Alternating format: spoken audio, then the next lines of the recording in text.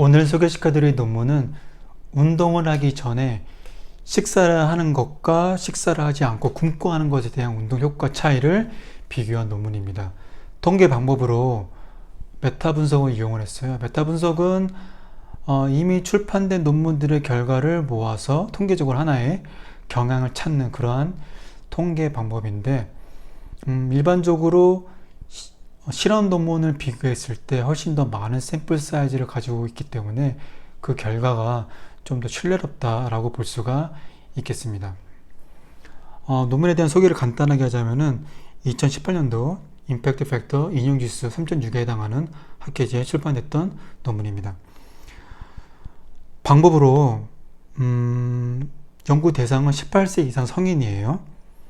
그 다음에 여기서 말하는 공복시는 최소 8시간, 주로 밤새 식사를 하지 않고 8시간 동안 식사를 하지 않고 다음날 아침 일찍 공복 상태에서 운동 효과를 비교를 했어요. 그 다음에 식사를 한 상태는 운동하기 전에 3, 4시간 전부터 30분 전까지 좀 다양하게 분포되어 있습니다. 그 다음에 이제 운동 효과를 비교를 했는데 유산소 운동 능력과 무산소 운동 능력 두 가지를 비교했어요. 유산소 운동 능력은 주로 정해진 거리를 얼마나 빨리 이동했는지, 아니면 정해진 시간 동안 더 얼마나 멀리 많이 이동했는지 이를 평가를 했고, 무산소 운동 능력 평가로는 주로 이제 윙게이트, 단시간 동안 빠르게 최대한도로 힘을 내는 그러한 평가를 했습니다. 주요 결과로 첫 번째는요, 60분 미만의 유산소 운동 능력에 대해서는 밥을 굶고 한 것과 밥을 먹고 한 것에 대한 차이가 없었습니다. 왜냐하면 밥을 굶은 상태라도 우리 몸에 이미 저장되어 있는 에너지원이 있죠. 그 에너지원만으로 충분히 60분 미만에 대해서는 에너지를 낼 수가 있다라고 지금 보여지고 있고, 그 주요 에너지원은 역시 탄수화물이겠죠. 그 다음에 두 번째 이유로는 지방 연소가 더 잘 일어나네요. 언제? 공복시 운동에는. 왜냐하면 밥을 굶고 운동한 대상의 혈액을 채취했더니 유리지방산이 높게 나타났더라. 왜냐하면 유리지방산인 게 뭐냐면은, 유리지방산은 우리 몸에 있는 지방, 에너지원, 중성지방이죠. 중성지방이 이제 분해가 돼야겠죠. 그 중성지방이 분해될 때 글리세롤과 유리지방산으로 형태로 분해가 되는데, 그 유리지방산이 근육으로, 활동 근육으로 이동이 되어야겠죠. 혈액을 통해서. 그죠? 그래서 혈액 속에 유리지방산 수치가 높다는 말은, 이 사람이 지금 에너지원으로 지방을 많이 쓰고 있구나 라고 지금 판단하고 있는 겁니다. 그래서 이러한 두 가지 이유 때문에 60분 미만의 공복시 운동에서는 운동 효과가 밥을 먹고 한 것과 차이가 없다라고 지금 보여주고 있습니다. 그러나 60분을 넘어가는 유산소 운동에 대해서는 공복시보다는 밥을 먹고 하는 것이 운동 효과가 더 높게 나타났습니다. 이유로는 우리 몸에 저장되어 있는 탄수화물, 즉 당원이죠. 그러니까 우리가 밥을 먹었으면 그 탄수화물이 분해가 돼서 근육이라든가 간에 당원으로 이제 저장이 되고, 그 당원이 글루코스로 이제 분해가 되어가지고 이제 에너지원 ATP를 생산을 하는데, 60분 이상 초과하는 운동에 대해서는 그 에너지원, 저장되어 있는 에너지원만으로는 충분하지가 않다라고 지금 보여지고 있고, 두 번째 이유로는 지방 연소도 덕분에 방해를 받는다. 왜냐하면 지방 연소가 잘 일어나려면은 탄수화물 대사가 일어나야 돼요. 왜냐하면 탄수화물 대사가 돌아가야지만, 일명 크레브스 사이클이 돌아가야지만 지방 연소가 연쇄적으로 일어날 수가 있는 거거든요. 따라서 60분 이상 넘어갈 경우에는 몸에 저장되어 있는 탄수화물이 감소되고, 따라서 탄수화물이 고갈되니까 그에 따라서 지방 연소도 방해를 받는다라고 보여져서 결국에는 운동 효과가 떨어진다라고 지금 보고 있습니다.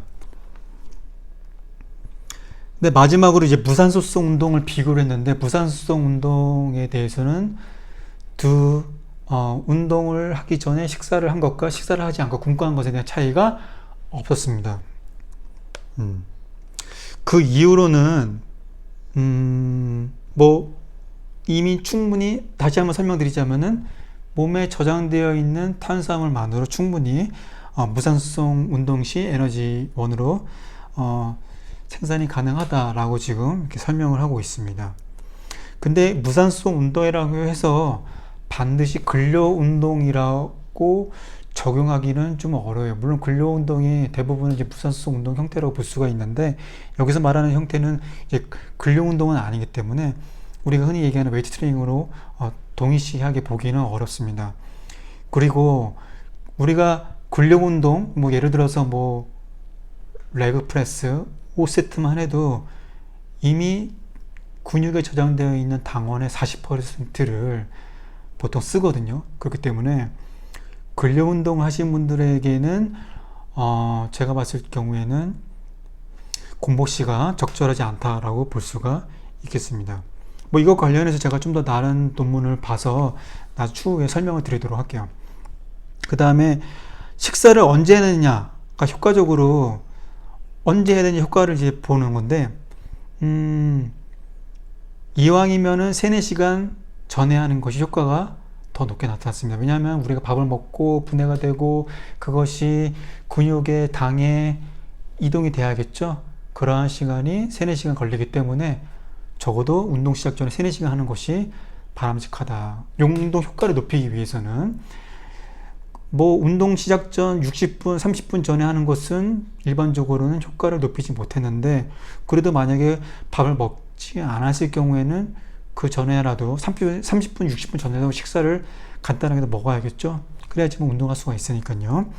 그러나 그러한 경우에는 GI 지수가 높은, 그러니까 당 지수가 높은 음식물, 탄수화물 형태를 먹어야겠죠. 왜냐하면 당 지수가 높다는 말은 그만큼 더 분해가 빠르고 소화가 빠르고 몸의 흡수가 빠르다는 얘기니까, 운동 직전에 먹기 위해서, 운동 직전에 섭취를 하기 위해서는 GI 지수 70 이상 되는 탄수화물을 먹어야겠고, 근데 일반적으로는 사실 우리가 밥을 굶는 일도 별로 없고, 일반적으로는 근육을 높이고 지방을 낮추기 위해서는 지방 연소가 더 잘 일어나게끔 해야 되잖아요, 운동 시에. 그러기 위해서는 당 지수가 낮은 음식, 40 이하의 낮은 음식을 먹어야지 효과적으로 지방 연소가 더 잘 일어날 수가 있겠습니다. 왜냐하면 당 지수가 높게 되면은 운동할 때 에너지원으로 보통 탄수화물 쓰게 되는데, 반면에 당 지수가 낮게 되면은 소화도 느리고 흡수도 느리기 때문에 탄수화물이 몸에 저장된 형태가 지금 적게 되겠죠. 따라서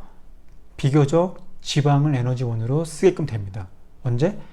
당 지수가 낮은 음식을 먹을 경우에는요. 자, 그래서 결론적으로 아침 유산소 공복 운동은 60분 미만에 대해서는 괜찮다. 운동 효과에 어떤 방해를 받지 않는다. 근데 이것이 뭐 주간에 공복을 의미하는 건 아니니까 좀 적절하게 판단을 할 필요가 있겠고요.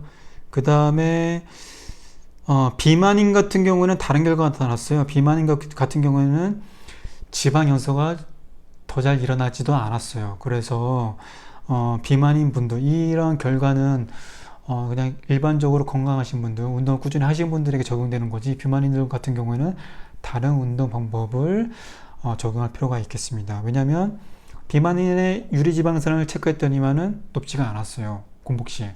따라서 비만인은 일반적으로 비만인은 지방 연소가 잘 활성화되지는 않아요.